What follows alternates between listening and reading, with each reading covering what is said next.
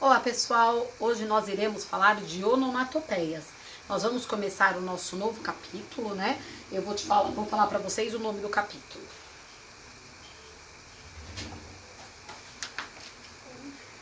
O capítulo se chama Que Som é Esse? Nós vamos falar um pouquinho, olha, como que o capítulo se divide. Nas primeiras páginas dele, página 22, 23, 24 e 25, nós temos a interpretação textual. Hoje, durante esse vídeo, que é da página 26 a 28, nós iremos falar do conceito gramatical, que é o nome de uma classificação chamada onomatopeias. Para quem for querer grifar o que é uma onomatopeia, está logo na primeira linha do texto e está escrito palavras que tentam imitar os sons do nosso cotidiano. Então vamos tentar entender um pouquinho mais o que vem a ser uma onomatopeia.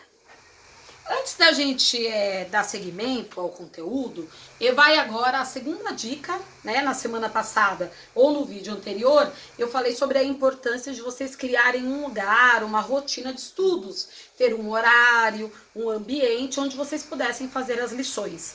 Hoje eu vou falar sobre organizar suas anotações. Então é interessante que vocês comecem a anotar as lições de casa, a lição que ainda não foi feita, que precisa ser feita, ou, por exemplo, uma atividade para entregar, um trabalho, ou na agenda, ou num caderno, ou mesmo num calendário, né?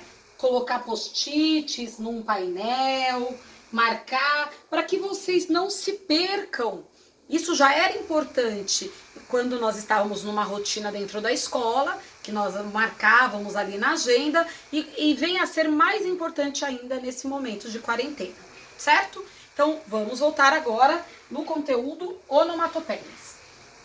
Algumas onomatopeias, lembrando que onomatopeia é a imitação do som, né? Então, algumas onomatopeias, elas já são tão frequentes que já estabeleceram a representação convencional de determinados sons.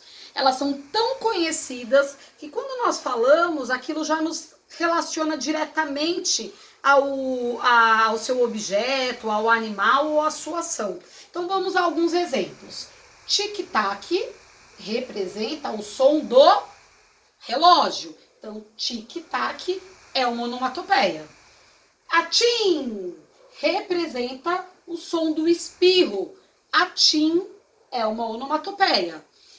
Miau representa o som do gato.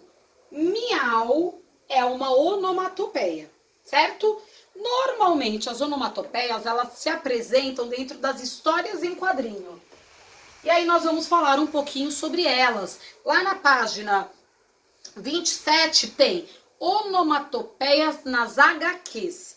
Lembrando que HQs quer dizer histórias em quadrinhos, né? As onomatopeias, esse pequeno texto eu retirei da apostila e vocês podem localizar e grifar. As onomatopeias fazem parte da linguagem verbal utilizada nas histórias em quadrinho, principalmente nos balões de ruído. Ruído, som.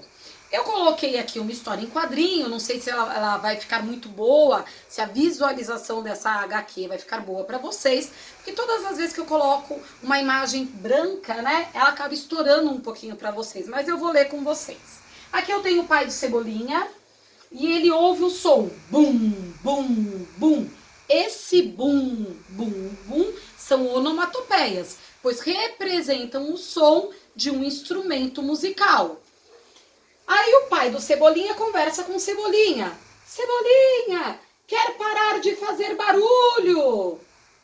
Ele muito bravo, dá para perceber a braveza dele pela fisionomia, pela forma como está escrita, né, com letras maiores, pelo formato do balãozinho. Percebam que os balões que expressam somente uma conversa, eles são mais redondinhos, eles não têm essas curvas. E quando os personagens estão bravos, esse balãozinho ele se modifica.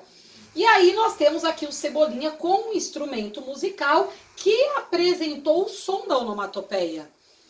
E aí aqui, buá, buá, as letras ainda maiores, porque essa letra maior expressa um som mais alto e bem destacado, né? Como eu falei, o balãozinho todo né, onduladinho, mostrando que o som tá saindo alto. Aí eu pergunto, buá, buá, é uma onomatopeia que representa qual som? O choro. Muito bem, Gabriela. O buá é uma onomatopeia que representa o choro. Ainda vendo um pouquinho sobre onomatopeias nas HQs, que está lá na página 27 de vocês. Coloquei aqui uma outra história em quadrinho, né? E nós vamos ter aqui uma onomatopeia muito comum. Vou mostrar para vocês.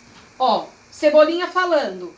Ó, um elefante, um hipopótamo. E ele tá com alegria. A imagem, ao ver o semblante dele, a fisionomia dele, nós podemos interpretar que ele fala de forma feliz, alegre, né? E é ainda uma voz alta, porque olha lá, as ondinhas no nosso balãozinho. No próximo quadrinho tem o som plof. E nós temos, inclusive, algumas estrelas que representam uma batida, né? Como se tivessem saindo estrelinhas de algum lugar. Então, esse plof foi uma batida. No terceiro quadrinho, percebemos que a Mônica pegou o coelhinho e bateu na cabeça do Cebolinha. E aí ele fala, não venho mais ao zoológico com você. O que nós podemos interpretar? O Cebolinha, quando falou um elefante, um hipopótamo, ele ofendeu a Mônica. Na verdade, ele estava falando dos animais de fato. Só que a Mônica achou que era um xingamento para ela. Nessa tirinha, qual é a nossa onomatopeia?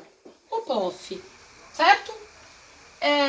Vocês vão precisar fazer os exercícios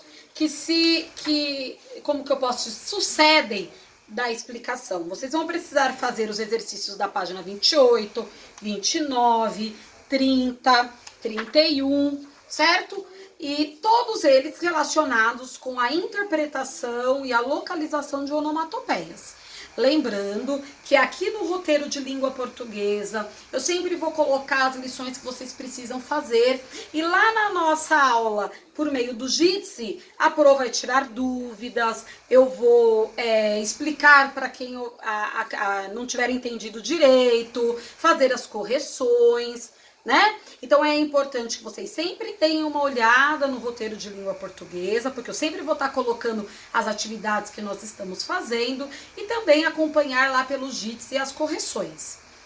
Um beijo, gente! Eu espero que vocês estejam aproveitando esse momento para aprimorar os estudos e que vocês estejam continuando com um bom rendimento.